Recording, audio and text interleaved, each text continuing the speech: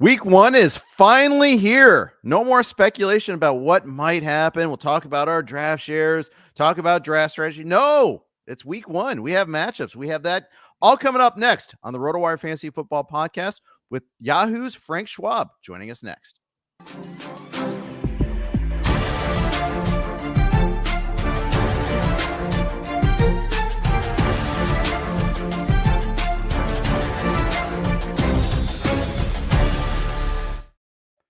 Hey, everybody. Welcome to the RotoWire Fantasy Football Podcast. We like to call this the Value Meter Podcast. We talk about rankings, but we also talk about game lines, player props, all that, just angles for this week's schedule. I'm Jeff Erickson. I'm here with Frank Schwab. He is with Yahoo. We spent a time on a panel at Circa talking ball, just having a good time with that. We're happy to be just talking all things fantasy right now. Frank, welcome. How are you? I'm doing great. This is one of my favorite weeks of the year. I've always said, and I'll give you my spiel too. Look, the first 2 days of March Madness are the best day of the sports calendar. I say day, but you know what I mean. I think week one is second. I'd take week one over a Super Bowl Sunday or conference championship weekend or divisional round because everything's new. All of our fantasy teams are undefeated.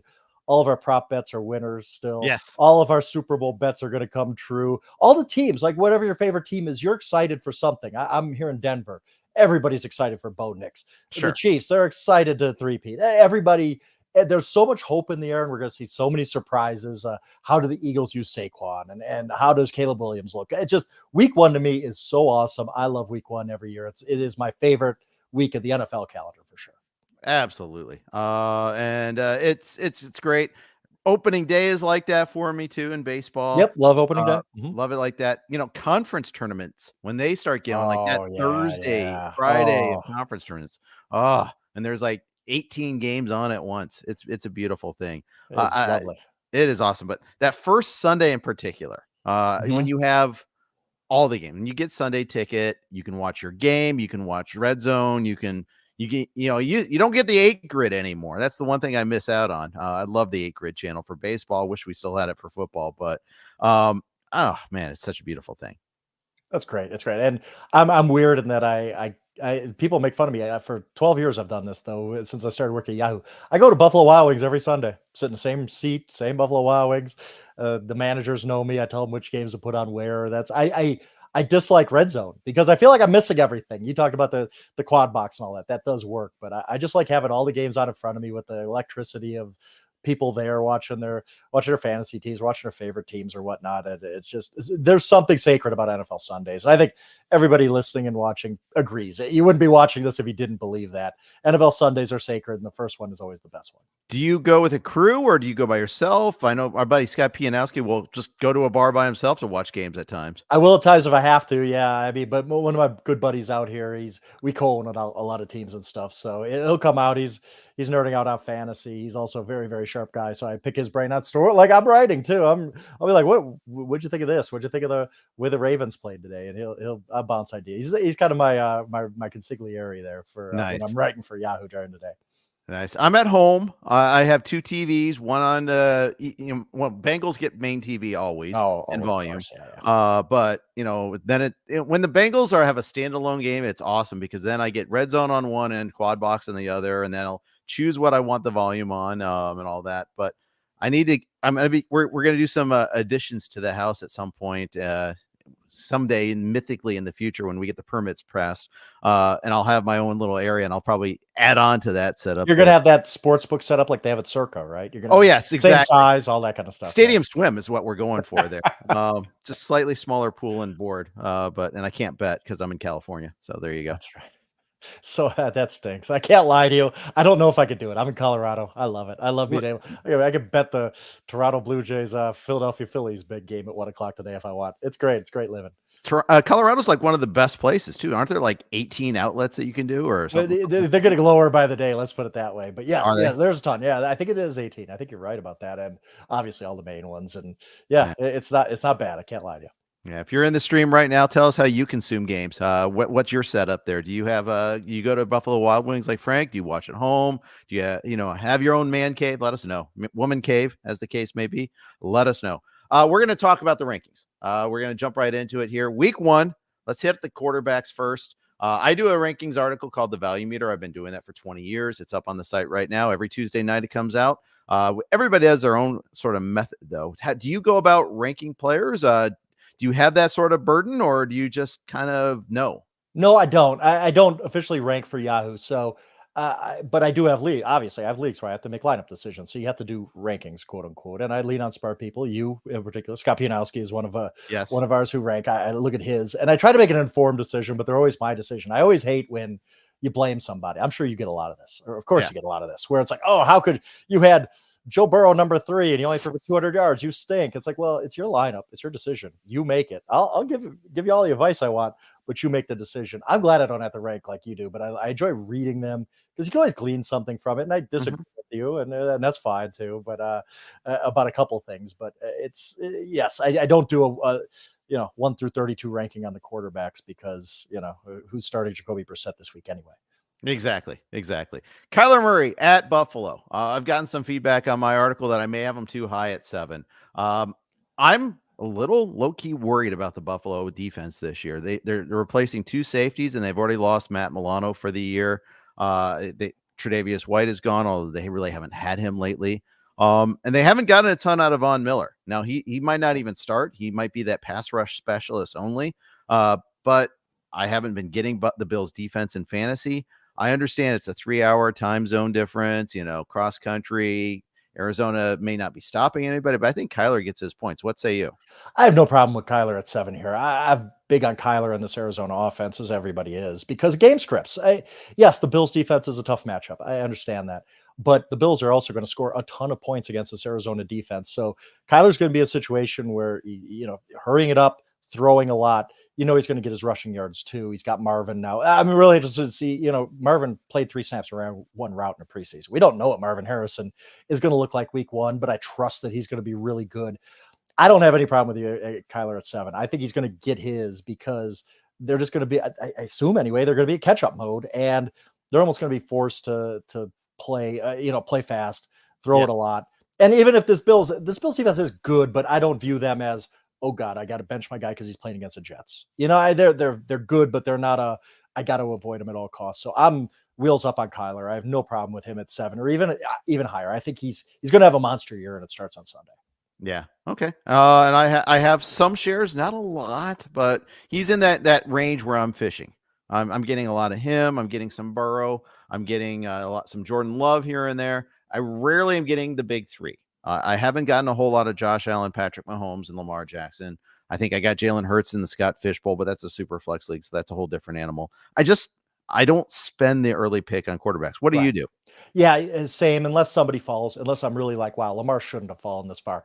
For me, it's been Kyler in the mid tier, and if I miss on him, I'm just going all the way to Jayden Daniels. And if somebody snipes me on Jayden Daniels, I'm going to Jared Goff because I think Goff is good. I get it, pocket quarterback. He's not going to add much with his legs, but he's so cheap. And I've picked Jared Goff to win MVP. I've bet on Jared Goff to win MVP. I think Jared Goff's going to have a monster year. He might not give you the rushing equity, but very, very good quarterback who you can get very cheaply if you miss out on basically the top 12.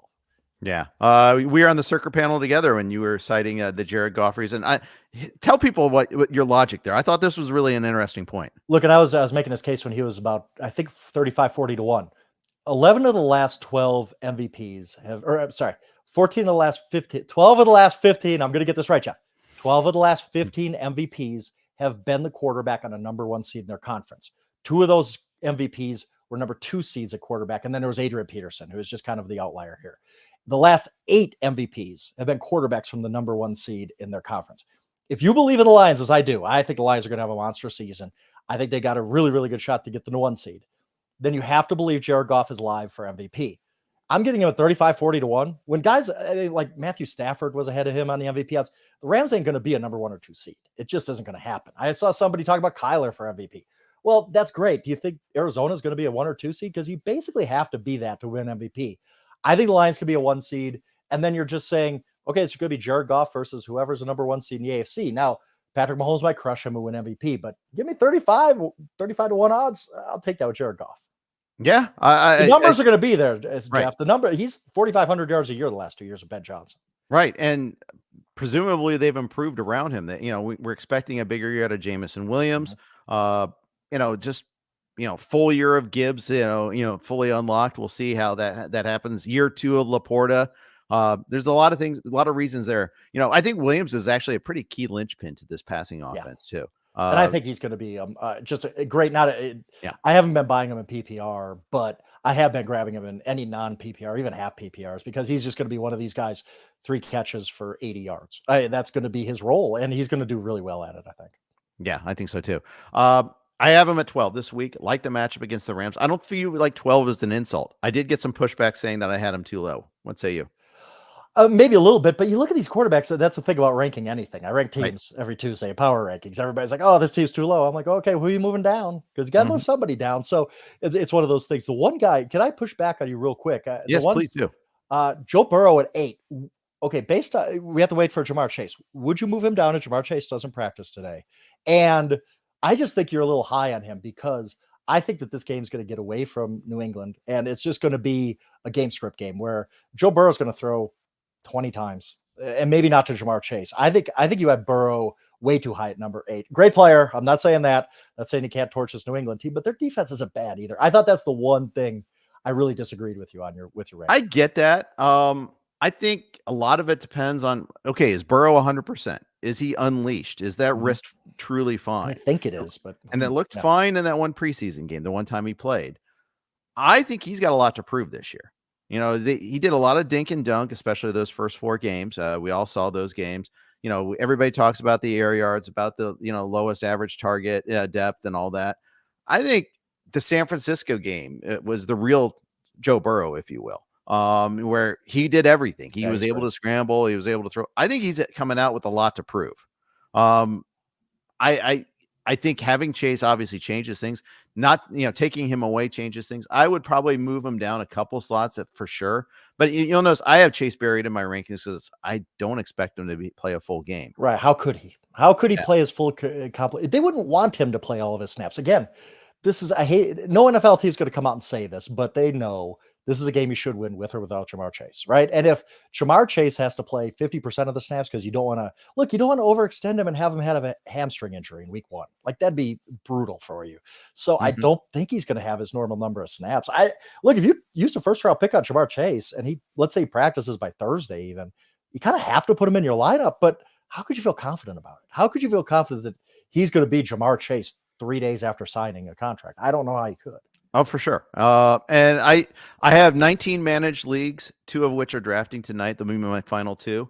I've got them in 5 leagues already. I use the My Leagues tool on RotoWire, by the way. It's awesome. I know I don't want to sound too shillish, but use My Leagues. It's so good if you're trying to figure out, okay, where do I have this guy? What's my exposure here? I just need to know the news on my player. It's anything you can use as a tool to direct you, it picks from your whatever platform you have. It saves you a lot of time. I use it a ton in baseball, actually, like projected starters, things like that. Yeah. It's massive time saver. But one other quarterback I wanted to ask you about, because I'm just curious your thoughts. You have Jayden Daniels at 16. Is that something? Are you fading Daniels this year? Or is this just a matchup issue? Because I have Daniels comfortably in my top 12 as far as season. Like, when you're doing your rankings season wide, I have Daniels as about my quarterback 11 or 12. So I was a little bit surprised to see him out of your top 12 against what I don't think is a bad matchup, but maybe you have more insight on that. I am using a little bit of caution because it's his debut. I think Tampa is a better defense than given credit for. I think what we saw against Philly in that first round of the playoffs is possible still. I think that, especially at home, I think they're kind of sneaky scary a little bit there. I think everybody is citing regression as a given for the Bucs this year, and I'm not sure it is. I know that losing Canales hurts on Baker Mayfield, but this team was kind of peaking. I mean, they gave Detroit everything in that. They blew out the Packers at Lambeau. We love the Packers this year. Yeah. The Buccaneers took them. I mean, that was early December, I think. So it wasn't early in the season. That was, this is the team that got considerably better as the season went on. That's something I like. I don't think they lost a lot of personnel. I think their offensive line got better. That rookie center looks great. So granted, he is a rookie in his own right there. So we'll see, but I'm kind of sneaky bullish on the Bucs. So I think that's part of it for me too. Okay. Because somebody with a lot of Jayden Daniels shares, I was like, 16, Jeff, what are you doing to me? Because it's not a total play with confidence this week. Yeah. I don't trust the Washington coaching staff entirely either. Dan Quinn hasn't earned that yet. So But I have my exposure to Daniels as well. I have like three or four shares of him. So, and most of those are single quarterback leagues. So that's significant enough. So I am not bearish on him. I just a little cautious. Caleb's out of my top 12 too. I love Caleb. Just kind of easing in a little bit there. Any like, is there a late, like, okay, he's your backup or your number 2 quarterback in a super flex league? Is there any one of those that you like for this week or just like generally? You've been adding a lot. It's been Darnold because he's just free. Nobody wants Sam Darnold, and I get it. I understand. But when you look at Sam Darnold's his supporting cast, he has a coach I really trust, obviously. The running game's pretty good to take some pressure off him. The offensive line is not bad. The Vikings offensive line is not bad. You're throwing to the best receiver on the planet. Jordan Addison, I don't think he's going to be suspended at this point. Hawkinson will be back at some point. So it just lines up for me where Darnold's situation is so good. I don't think he fails. I don't know. This is kind of the difference between fantasy and reality in my mind. I don't think we get to the end of the season and the Vikings are like, oh, Sam Darnold or JJ McCarthy next year. We don't know. I don't think Sam Darnold's going to be that good, but I think his numbers are going to be there. I think the numbers are going to be there for where you're getting Sam Darnold. He's going to exceed what you've paid for him. You're going to get a return on investment there. Also, I mean, Levis, I'm not actually out on Bryce Young either. Like, we've given up on Bryce Young being good, right? I agree. Why? 1 year? Yes, Stroud's better. Okay, I grant you that. The Carolina Panthers went out and got Deontay. They drafted a running back, tight end, and receiver with valuable picks. They spent a ton of money on the interior of their line. They got a good coach. Is it that crazy to believe the number 1 overall pick of last year's draft could be solid this year, middle of the road? I don't think so. I'm not investing a ton in it, but you don't have to. If you're playing a 2 quarterback or super flex, he's probably your 3rd quarterback, and I think he could be pretty sneaky good from that price point. I agree, actually. And I think, having a just non-chaotic coaching staff, offensive coordinator situation there, I think will benefit him a lot too. And I'll say this too, just for week 1. I think we're talking about Bryce Young. I think he could have a nice game. I'm really, really down on the Saints this year. I think the Panthers win at the Saints straight up. I think they're gonna win the week 1. I agree with you because I said Dennis Allen's the first coach to get fired from that panel. So I'm with you 100% lockstep on that. I could go on forever, but the man won't let us. We got to talk running backs. Before we do that, though, quick note from our friends at Underdog, who's going to be with us in all of September and October. We're proud to partner with Underdog for the NFL season. Underdog Fantasy is the easiest place to play fantasy sports. It's also the fastest growing fantasy app in the industry. In addition to their popular best ball contest, Underdog also offers great DFS pick'em games. Pick whether your favorite players will have a higher or lower stat total in this week's game for a chance to win big. You can win up to 1,000 times your money in a single night by picking between 2 and 8 players to build a pick'em entry. And they're offering all these promotional. Every platform is doing, but Underdog's really pushing all these promotional stat projections. So try to get that higher or lower for Thursday night.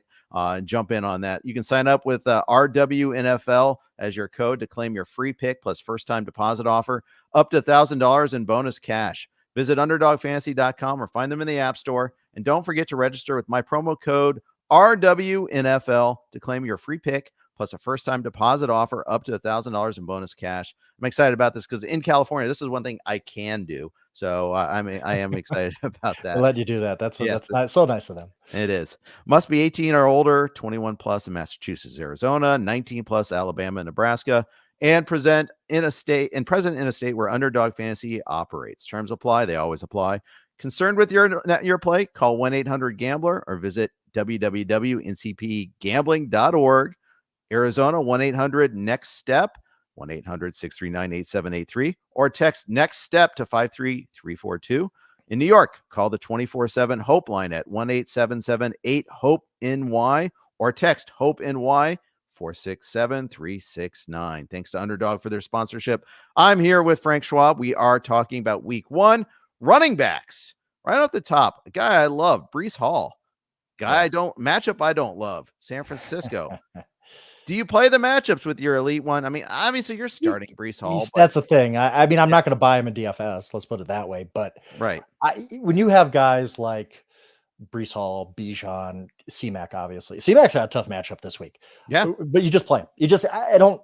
Yeah, there's just takes one play. Right? I don't think anybody. If you're benching Breece Hall this week, you're overthinking it, or you have one of the deepest teams I've ever seen. So yeah, it's one of those where you just hope like.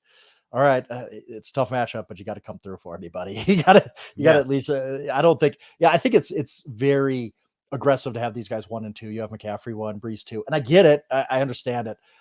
I think it's aggressive though. I don't think they're going to be, if they do that, trust me, I'd be very happy, but I just don't think they're going to get there as far as top 5 finishes, but you still have to play them.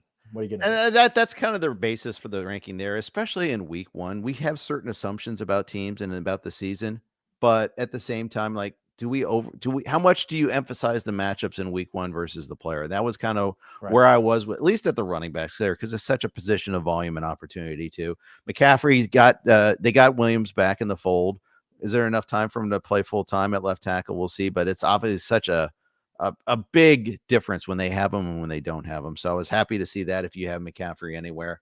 Yeah, you're probably right. I'd say the odds are still against, but then and I get it. I understand. These are the two of the Bijan 2. Those are your Christians on Christians on a tier all by himself, and then the next tier is all by itself, in my opinion. Like it's Bijan, it's Breece, and I get ranking them very high, being aggressive with them because the talent is there, and the game script could work out where they catch a ton of passes, either one of these guys. So I'm interested to see it. I'm worried. Yeah, you're obviously worried. We have a really, really tough matchup out of the gate for your first round pick. Yeah. And it's also one of those things like, I think if you could say versus the field, they probably aren't top 5, but then selecting which ones are going to go ahead of them is always the tougher part of that equation too. Who's a matchup that you really do like quite a bit? I do like everybody likes Achane. I wanted to go more the other way because you have 2 guys ranked pretty high. First, I just want to start with Kyren. Okay. Because as I went through the draft process, I'm in about as many leagues as you and managed leagues and stuff. So I saw as the drafts went on, Kyren got cheaper and cheaper and cheaper. And it's almost like I had to resist grabbing him everywhere. I don't even love Kyren this year. I think he's good, but I also worry about Corum. I worry about him staying healthy after the foot stuff this offseason. You have him number 7 against I think a good Detroit team. Added DJ Reader, I think is going to be a really big thing for the run defense. Is it just you really like Kyren, or you really like this matchup? Because I was a little bit surprised you had Kyren all the way up at 7, based on kind of the negativity surrounding him coming into the season. I'm getting some pushback from my colleague Jim Coventry too. We're doing a video later on about this. I think that narrative on Kyren, why he got pushed down, is more from a long-term perspective. It isn't necessarily for like what he can do when he's fully healthy. He's fully healthy right now. I think the reason why you downgrade Kyren in drafts is for the long term, is for does he hold up? I think he's there now. And I think Sean McVay will use him heavily. I think whenever he's had a healthy Kyren Williams, the usage has been there, the performance has been there. I don't expect that to change. I expect Corum to work his way in eventually. I think eventually is the doing a lot of work here, though. I don't think it's in week 1. I could see that. I mean, you're right. McVay's thing is one back. Like I'm not taking him off the field because I don't want to show my hand, and I just want one back to play. And so that's kind of why I've been buying a little bit of Kyren, but Corum is out there and it's tough. One guy I want to talk about real quick is Jahmyr Gibbs. Yeah, number 12. What's your worry scale with Jahmyr Gibbs? I mean, he could be your number 1 guy this week, or he could be in the 20s if he isn't really healthy. I don't know. Like everything sounds good for Jahmyr Gibbs, but I just worried about him. You almost have to play him. He's your first or early second round pick. Where are you at on Jahmyr Gibbs coming into the season? I have him in 1 league, and it's because he slipped to the middle of the 3rd round, or like 3.3. Wow. And because I think that's where he belongs, is like the end of 2, beginning of 3. I don't think he should be end of 1, beginning of 2, even before the hamstring thing popped up, because I worry about the usage a little bit there. You're banking on a lot of long touchdowns, which he did last year. Yes, he still ended up with 12 touchdowns, but man, you're right. I'm banking on that. So yeah, there's a little bit of concern there, which is why I'm a little lower than the pack on him. Typically, he's like 5 or 6. Yeah. I think I trust him enough to bump him up a little bit, but I do want to see it week 1. I don't have a lot of shares of him either. I was just drafting other guys in that spot. One guy I do think I'm higher on than you is Tony Pollard. You have him down, I believe, at 27. One prop, if I can go out of a prop real quick, his receiving yards, if you could find it, is 9.5. If Tony Pollard doesn't catch 10 yards this week, I will be blown away, because you could see the way they want to use him Callahan's going to use his backs out of the backfield. Like Yeah, it I was like that. it was on display in the preseason. I think Pollard looked explosive. Remember, this is a guy we were excited to draft in the late first round last year. I didn't get a great return on investment from it, No. but I don't want to feel like I got burned, so I'm not going back that well again. And I get Spears is there, and he's a very good player, and they've talked about splitting the workload, but all backs are splitting workloads at this point, except for a handful of guys. I think Pollard has a 2/3 share of that pie. I think he's going to catch a ton of passes because that's what they showed in the preseason. I think that Callahan's going to use both of his backs that way as pass catchers. I think Pollard is set up for a really, really nice season. And because people were burned on him last year, he's not going very high. But I'm wondering your thoughts on Pollard because I've really, really warmed up to him. He's the one guy through the preseason, watching him play, watching how they used him, reading the reports. I actually warmed up a lot to Tony Pollard through August. So I fish in this tier a lot. Starting with Montgomery at 19. I have plenty of Montgomery, Connor, Ford, have some Najee. I do have some Pollard. I have some Javonte Williams.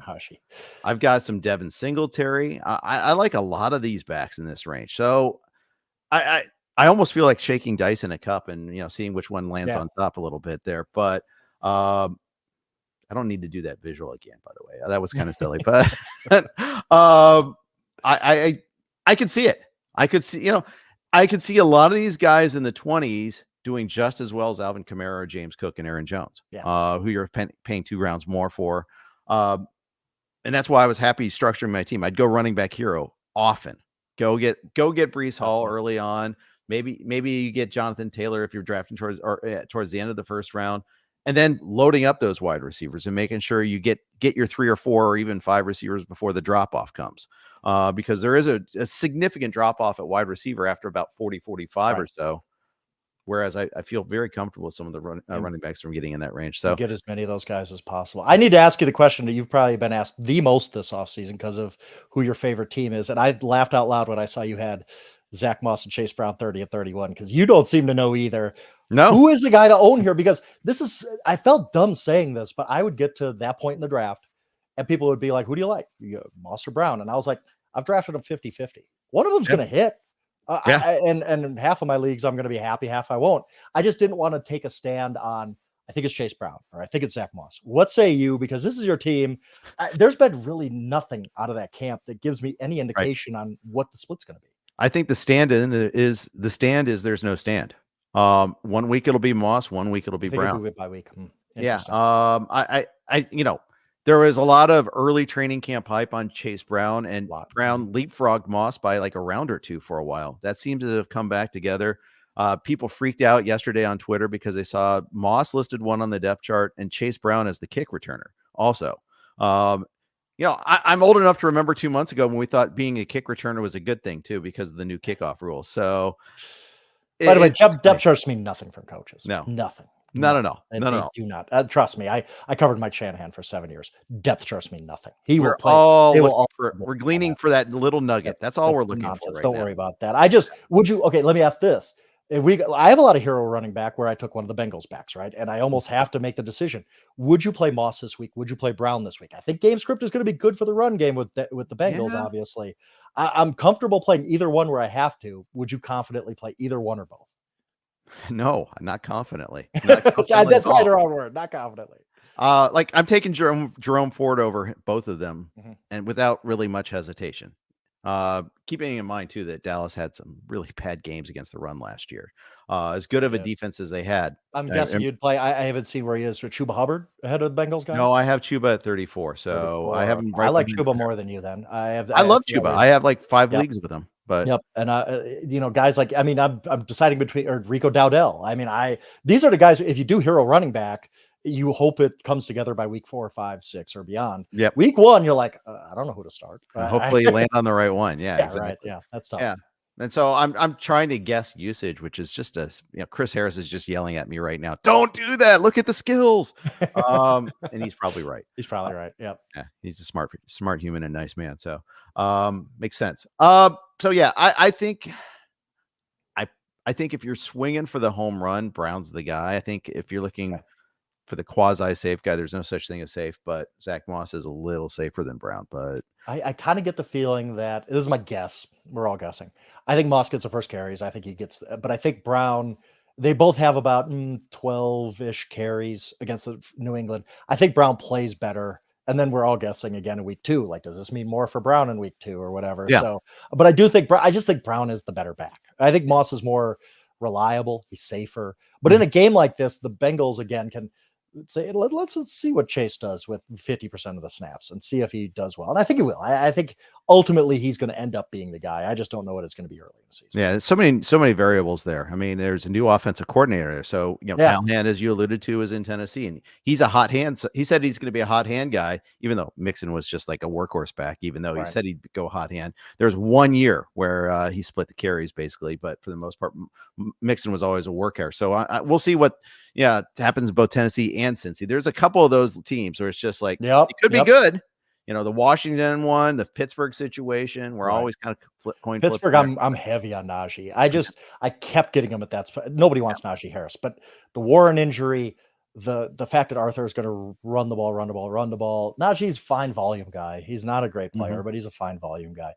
One situation I am curious about, the most curious about in week 1 might be the Bears, because the way they played it in the preseason was strange to me. It almost was like DeAndre Swift is going to be kind of our catching, he's going to get some carries, obviously, but he's going to catch the ball mostly. And Herbert's going to be our grinder.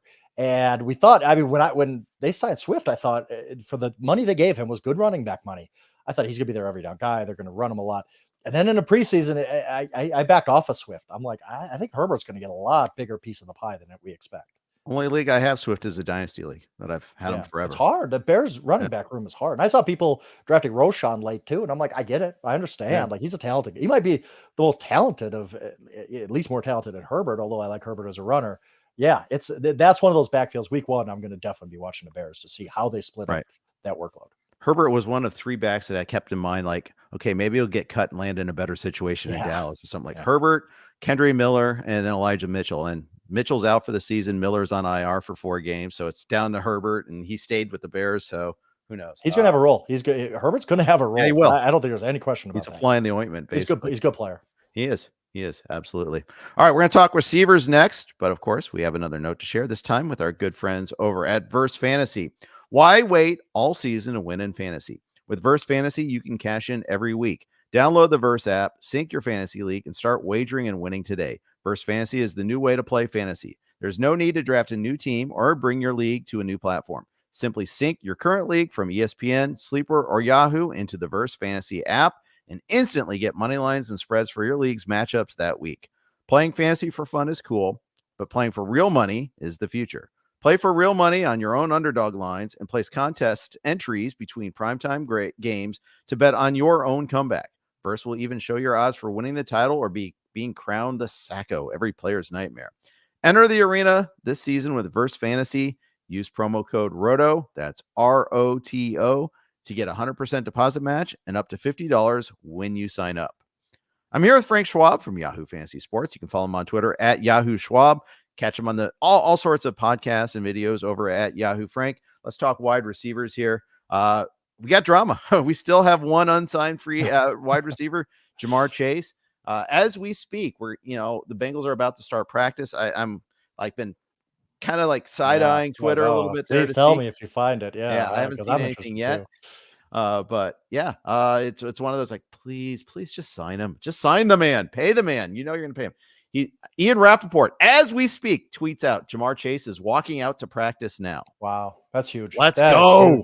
That's huge for the Bengals. I mean, you hope that they still deal in good faith with Jahmyr Chase. I want to see him get paid. He deserves to get paid. He's a great player. So I want to see T get paid too, but that's another story. Yeah, it's tough. I think Burton's going to be awesome in dynasty leagues. 2025 wheels up for Jermaine Burton. Probably not this year because of Io Shivas. Did I get that? Did I actually pronounce it? You're close. I blew it. You know I was going to. You were so close. Though. I can spell closer it, than most people. I need to spell. You don't go Io Shivas or anything like that, or anything like. Real quick, before we get, because everybody's starting CeeDee Lamb, but do you expect normal CeeDee Lamb week 1? I think I do. I do too. I think the Jory Epstein, my colleague, talked to Stephen Jones, and he said, and this quote got me so excited for all my Lamb shares. He basically said, we're paying this guy.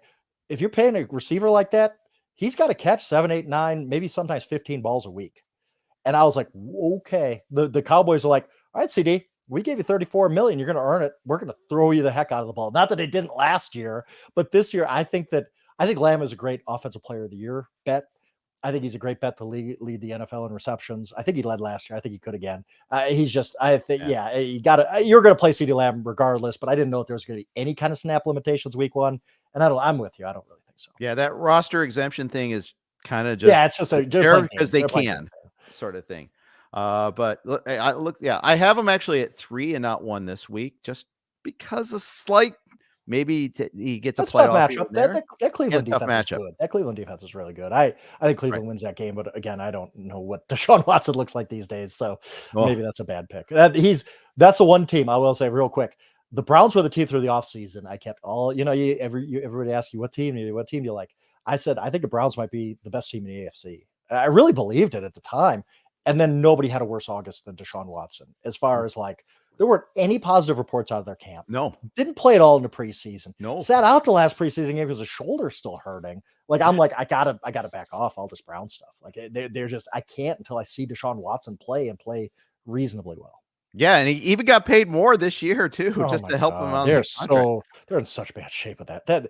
It might end up going down as the worst trade and the worst contract in NFL history. At least they're like aggressive in terms of like just paying the cash so they can minimize the cap hit a little bit, but such bad shape. It's it's billionaires' money, so at least that the money, but I mean, I think there's a lot of people wonder, and I don't know if it's fair or not, but does Watson even really want to play? I wonder that too. I wonder where his head's at too. There was a lot of look last year. I caught some heat from some people, but when it was like the Browns were pretty much like, yeah, he might play this week, and Watson's like, nah, I'm not gonna play this week. Like it was just weird vibe of, usually like I get it, you're all about your health and all that kind of stuff, but there were a lot of weeks when we're like, could Watson play and he just doesn't want to? And it's a guy like this isn't the end all be all, but he's already gotten paid. He's guaranteed all his money. Like he's not a guy at the end of his rookie deal who's kind of not wanting not to get hurt. Like he should have been out there playing every week. Like I don't know. There was just a weird vibe with Watson last year, and it's moved on to August this year. And I'm really, really worried about that Cleveland team as far as all those owners must hate the Haslets too, because it forever changed like elite player contract negotiations, because it demonstrated, yes, you can pay them the guaranteed money and make this work. And because it's cash up front. It's a way to get around the cap, and the cap is not real. We know this, but the Browns took it to an extreme. So it's interesting. Do you have any Amari Cooper? I mean, how worried are you if you have Cooper? A little bit worried. And Amari's what he is. He's always an up and down guy. He's going to have some splash weeks, but he'll have some rough stretches too. I got him in a few spots. I was always drafting, guys a little more exciting, I guess. And not that this is the same. Could I ask you about a few guys who, of course, like, I mean, I play on Yahoo Fantasy Football because I'm a company man, and they send out the alerts when your guy scores a touchdown, which I really, really like. I have Jackson Smith and Jigba in so many leagues that my phone might literally catch on fire if he scores a touchdown, which he hopefully will this season. My two most rostered players, I can tell you without looking at my leagues on RotoWire, easily JSN and Khalil Shakir. Easily. Like I was getting them everywhere after Amari Cooper. I mean, not in that same tier, and the third guy who I think is going to have a huge week is Xavier Worthy, because no Hollywood Brown. And I just think Baltimore is going to be a little surprised by his speed. And I think Kansas City's really going to feature him. I do. But so those three guys are all between, I believe, 38 and 44 in your rankings. Where are you at on all three of those guys? Where you play him week one? Like Shakir has a wheels up matchup against the Cardinals. Cardinals defense is the worst in football. I believe that. I think they're going to be absolutely terrible this year on defense. So I think you almost default to starting anybody playing against the Cardinals who's viable. Where are you at with them this week, though? Like, would you start Shakir over Chase Brown and Zach Moss type of running back if you have a flex option or anything like that? Yeah, these guys are all in the same zone, 38 to 44. I was surprised you were so low on JSN. I can't lie. 44 was low to me. I have them though, and it's just the thing is, I get the logic behind it. Our friend and colleague, our former colleague Dalton Del Don was writing how he's bullish on the Seahawks, and I get it, and especially because they're going to use more pre-snap motion, they're going to play faster, they're going to have more snaps. Surtan's going to get DK, right? If you travel, Surtan gets DK. He's not going to get JSN. So I guess it's just like, who are you going to move him over? Is more No, that's true. That again, when we do That's rankings, always the I thing. say, oh, because JSN at 44. Well, okay, you got to move someone down, and Right. I get that. I do. So I'm not trying to be one of those guys complaining. So I no, was but just, it's great. just It's worried actually a me. good It just exercise. So worried like me. Yeah. Scary Terry versus JSN. I'm gonna go with the Man. number one. Yeah, And I'd go McLaurin there too, but Cortland Sutton in that same I go game. JSN. I go JSN. Okay, that's fair. I just don't I trust think Sutton. I don't trust Sutton with a rookie really. quarterback. I think Bo Nix is going to go into Seattle and just get torn apart. But Mike McDonald, I just had the ultimate. We Yeah. talked about this on that panel. I have Yeah, the that's ultimate right. respect for Mike McDonald, and you're telling me a rookie quarterback going against a Mike McDonald defense, even if it's their first time running that defense, and that home crowd in Seattle. Have you been to a game in Seattle? No, I have not. Oh my goodness, it's so loud. It is Yeah. so loud and crazy. And it's week one, so there's enthusiasm, Yes, like exactly. we said. New coaching regime and all this kind of stuff. Yeah. I think Seattle's one of my best bets in week one, just because I think they're going to blow out the Broncos. Does that mean they run the ball more though? It could be. Yeah, it could. I mean, we might get to that point where a game scripts out, and that always stinks. But yes, but I generally just kind of believe this is JSN's year. I've had everybody in the fantasy community who's sharp has loved Tyler Lockett the past few years and benefited from him, but you got to be off of him now. I just think it's like he's just the type of receiver who's not going to age well at 32, and now he's dealing with the knee stuff. So that bumped JSN for me. I don't really believe in Noah Fant. I do believe in this offensive coordinator, what they're doing on offense. I think there's going to be a lot more volume. That's my spiel on why JSN is awesome. And I don't think anybody really disagrees. I don't think you disagree with me. You like JSN. No, I agree. And my radio co-host, Nick Whalen, is also in JSN Nation.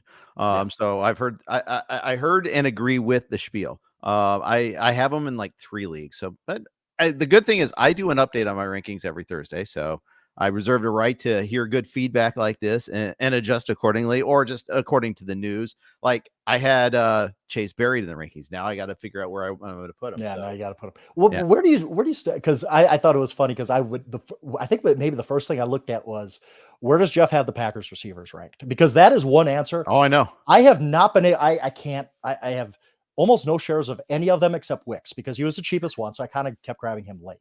And I really, really like his talent. You have them ranked between I think all 4 are between 38 and 50, if I'm not. And I'm like, okay, that's kind of 34 is Jayden Reed. He's my top one. All the way and down to Dubs at 52. I've got Wicks over Dubs. Wicks is my most rostered player. Really? For what it's worth. That's interesting. I love every time I see Wicks get a chance, he makes a play. He made one in the preseason at Cleveland. They played. I think the starting offense played 3 plays, and one of them was a 65-yard touchdown. Exactly. I might be off on the yards, but you know what I mean. Yeah, we're sharps. We're veterans. We're fantasy players forever. The preseason means nothing. Octavian Wicks to the moon, baby. It also takes, yes. Would you play Wicks in any leagues where you're kind of having? I have him active in a couple where he's my deeper leagues. Or, and some of them I've been setting my lineups with and without Chase. It's I get that. It's frustrating, but I think you're going to see Reed and Watson get the most snaps. That's interesting because Dobbs is the guy who got the most snaps in the playoffs last year. That's true. And that's what it counted, right? Nothing's really changed. And nobody's talking Dobbs. It's like nobody. He's the forgotten man in that group, because I think everybody views him as the least talented. Whether that's fair or not, I don't know. But I think Ringo is what he is. Yeah, he is. But he's a good. Obviously, LaFleur trusts him. If he's playing the most snaps in a playoff game at San Francisco or at Dallas, you trust him to be on the field for some reason. Yeah, exactly. So, but so I want one of them to go away and Wicks to play a lot. Is be my hope. I'm kind of with you on that one. But it's also he's probably the 4th of 4 right now too. Yeah, and Shakir. By the way, Shakir really make me feel better about all these Shakir. I'm trying to figure out the Buffalo room too. That's the one I can't figure out Packers, so I didn't even make any bets. I don't think I have any Jayden Reed. I don't think I have it. I have one Dobbs. I really no Watson, because I just worry about the injuries too. Buffalo have taken my stand, and I've said the drumbeat from Buffalo all summer has been Khalil Shakir as the guy. And I trust it. I don't trust Curtis Samuel. I don't really like Keon Coleman as a prospect. If you can't separate in the ACC, you can't separate in the NFL either. I think he's got a lot of Quentin Johnston written all over him. Now he might be Des Bryant. Des Bryant couldn't separate either. He just made every contested catch in the world. Separated last year. He just couldn't catch. Yeah, he had trouble catching too. But Shakir is a guy who I'm just like, somebody is going to blow up in this offense. I think we all know Kincaid is going to be good. Shakir is my guy who I think, especially at the price you're getting him, he could be a 1,100 yard guy from that spot if he's the guy. He's catching balls from one of the best quarterbacks in football. I've only got like 2 or 3 leagues where I have Shakir, but I have him ranked higher than the other 2. In my NFFC primetime draft and Saturday in Vegas live draft, $1,700 entry fee, all 3 receivers went in the same round. Really? That's funny. That's really funny. It just shows nobody knows anything right now. Coleman could be awesome. Like he was a very productive college player. Curtis Samuel, obviously the stuff about he's never played with a good quarterback is all very, very true. So I get it, but you just have to, at some point you got to plant some flags. And I didn't on the Packers or some of these other, I didn't really know what to do with like a Dunze and Keenan Allen. I don't think Keenan Allen's washed or anything like that, but the Bills, I did have an opinion. I just said the drumbeat has been so loud about Shakir that I'm going to place my chips there. Nice. I like it. I like it a lot. We're going to talk tight ends. First, we got one last read for you here from our friends at FanDuel. NFL kickoff is here, and FanDuel is giving away a special new user offer to RotoWire fans. Sign up and bet $5 on any FanDuel market and receive $200 in bonus bets plus 3 free weeks of NFL Sunday Ticket. Visit sportsbook.fanduel.com or download the FanDuel Sportsbook in the App Store today to claim this offer. We're also on the Blue Wire Network. Here's their spot. Thank you for those of you listening on podcasts, listening through the Blue Wire ads. Thank you to Blue Wire for hosting us. I'm with Frank Schwab. We're down to tight ends, Frank. All season long, there's been like draft season long. There's like a solid core of 9. You may change your ordering a little bit here, but it's Kelce, Laporta, Andrews, McBride, Pitts, Kincaid, Kittle, Ingram, Ferguson. And those are always like the first 9 tight ends get drafted. I haven't seen a league where someone's left Brock Bowers or Dallas Goedert or David Njoku up to even break in before those front 9. It's interesting to me. In just about every one of my drafts, I have one of the top 7. I don't have much Ingram. I think he was just, I don't want to buy last year's stats. He got a lot of that when Christian Kirk was out. I've never liked Evan Ingram as much as a player, so I haven't been drafting him. And Ferguson he's fine, but I don't really trust him, even though he's a Wisconsin guy like me. So I've been, I think I'd say in almost all but 1 or 2 of my drafts, I've gotten a top 7 guy, and I didn't get any Kelce either. I just worry about the age cliff with him. So it's basically one of those top 6. What about you? Is there I just felt uncomfortable drafting late tight end, and you had to do so in best balls. Absolutely. Like yeah. Was there one name out of the top, even 9, let's say 9, because you mentioned 9. Is there any name out of the top 9 where you felt like Pat Freiermuth is going to have a big season? I thought he might, but then the snap count stuff in the preseason was like, oh, this is Arthur Smith. I'm not going to buy into this. Right. Or Fant or Parkinson. Or was there anybody who excited you out of that group? I liked Fant, and then he got hurt. Yeah. He hurt his foot. And, that's what Noah Fant does, is he gets hurt. What he does. Again, whole Seattle narrative, more plays, no competition really with Disley and Parkinson gone. Yep. I thought I'd like Kmet, and then along came Gerald Everett. Gerald Everett getting a lot of snaps with Walford. Yeah. Every one of these guys, I good tight ends. I'd like one, if one of them existed instead of 2, then I think I'd like one of them. But again, so I like Ferguson a little bit more than you do. I think he's a pretty solid red zone target. And again, there's Brandon Cooks is already hurt.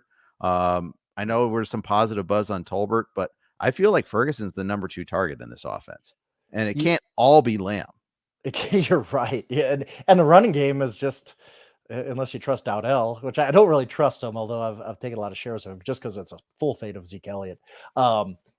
Somebody's got to put up some yards in this offense. If it's not going to be the run game, it's not going to be Cooks probably that much longer.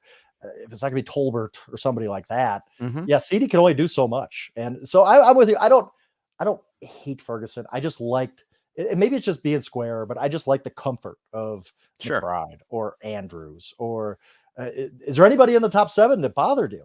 Like I said, I haven't no Kelce. I just am not. I just think that he's going to play a much lower snap share than he ever has.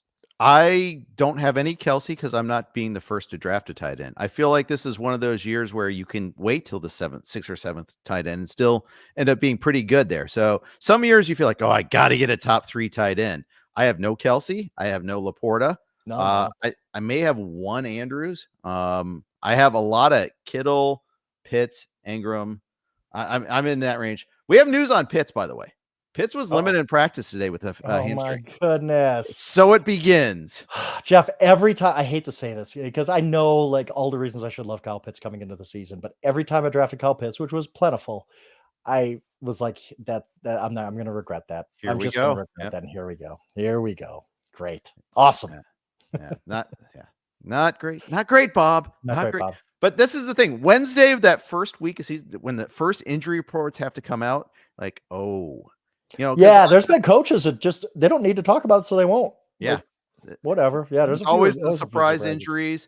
No, we kind of freaked out about Jalen Waddle last week because he was wearing the sleeve, and it seems like he's fine. But Waddle's always one of those guys you always have to kind of worry about in the back of your mind a little bit, anyhow. But there's always a surprise injury in week one. It was Kelce last year. That came out of nowhere with it was in practice, but yeah, there's always a couple guys here like, like it was Matt. In a couple leagues where I have kickers, I was like, Matt Gay, fine, whatever. He's playing indoors week one, and then it's like Matt Gay's hurt. He might not play this week. You're like, are you kidding me? I got to worry about a kicker injury in week one. Really? Yeah, exactly. That's what I got to do right now. I got to manage my roster for that. Yeah. Team kickers, Pete Shanky. I can hear him right now saying team kickers. No. I do have a couple leagues with team kickers. The NFFC does team kickers for that reason. I think COVID really kind of was the finisher for that.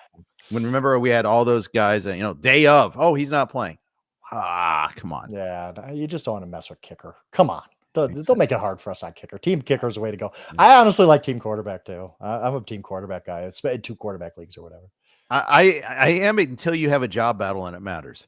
Like Fields versus Wilson, for instance. Right. But then you get either guy. You got the Pittsburgh quarterback. You're fine. Like I'm in that way you don't it changes things when you got kind of a Indianapolis Colts situation where you're like, I don't know if Anthony Richardson's gonna play all 17 games. Well, I got team quarterback. I'm fine. Not that I want Joe Flacco to be my starter, but at least you got some at least Joe Flacco's not stashed on somebody's bench because it's a 2 quarterback deep league. Yeah, it's not Tim Boyle coming in instead. Got that going for us. Is there a late tight end that you like? Say we did a 2 tight end league in Pentathlon. I hate 2 tight end leagues, by the way. I understand the impetus for them. Hate them. But is there a late tight end that you like? I not really. I Isaiah Likely, but that's almost a contingency thing. Like he's the one tight end who, if there's an injury ahead of him, we know what he's gonna be good. He's gonna be a top 10 tight end. So if I had to draft somebody, I'm like, well, I'll take Isaiah Likely, just assuming he's going to get something when Andrews is on the field. And if Andrews does get hurt again, then he really, really bounces back. But Parkinson, I got some of. I understand the Dulcich stuff. I was high on him last year. He got hurt. But there's not a tight end out here. I'm going to be working a waiver wire. I'll tell you that, because if in leagues where I need a backup tight end, really, really deep leagues, for sure. I'm in a couple 2 tight end leagues, which I hit really, really hard this year. But yeah, Kyler Granson of the Colts, really, really cheap. Like guys like that who I have no confidence in, but yet I'm like, well, I got to have a second tight end somewhere, so I might as well be him. Yeah, I'm weak in tight end in our league. I just couldn't. I didn't adjust quickly enough to the pricing for those top 9, so I got shut out. So I got Dallas Goedert, and I don't even remember who my number. Even Musgrave. A lot of people are on Musgrave, and I'm like, he's the 6th option in the Packers offense. Yeah. Like how can I project something good for Luke Musgrave? Even though I like him as a player, you have those 4 receivers we talked about before. Josh Jacobs, they paid him a ton of money. He's going to get the rock a lot. Yes. And even when, even when they're healthy at running back, there's another mouth to feed. And even Kraft is there. Like, it's not like Musgrave just is 100% snap guy. So I get the love for Musgrave as talent goes, but the situation, I'm like, how could I justify the 6th best option in an offensive tight end? I agree. And I'm in one dynasty league where I've got 6 tight ends. It's a startup dynasty, and I chose not to go that route. And took as many, I'm throwing things at the Juwan wall. Johnson, or I'm in a league like that too. Hunter Henry is my best tight end. I made the decision to go make a trade for George Kittle in that league, because I'm like, I just don't want to mess around with trying to figure out if this is the week Noah Fant or Juwan Johnson or whoever break out. I'm just not doing it. Yeah, it's ugly. It's ugly. I know that. So, Frank, we've spent about a good hour here. I appreciate you coming on board. Where can we find your work? What do you want to promote? Best place is probably, yahoo.com/NFL. All my stuff's on there. At YahooSchwab on X, formerly Twitter. We got the podcast coming out. We're going 3 times a week on Inside Coverage. I think we do great work there. Me and Jason Fitz recap all the games on Sunday. I'm writing everything and all things through the week. So I'm just happy football's back. I really am. Not just because of the job. And we've talked and written about the same things for months and months and months. And now there's going to be something new, but just it's just great to have football back in our lives and our fantasy teams and our bets and our just everything about football I love. So week 1, bring it on. I can't wait, Jeff. I'm really, really excited for this week. Me too. It should be great. A lot of good matchups in week 1 too. I like how they do that. So makes it hard for us to pick like Survivor and things like that. But yeah, I can't wait. It's going to be great. Frank, awesome stuff. Great. Thanks for spending some time with me today. It was awesome hanging out with you in Vegas. Looking forward to many, many more times together. Appreciate it, Jeff. You bet. Frank Schwab, everybody. Thanks for listening to the RotoWire podcast, brought to you by Underdog, FanDuel, and Verse Fantasy. We've got a fresh live stream every day. Make sure to lock in, like, subscribe to that, and check out RotoWire, rotowire.com/pod. Take care.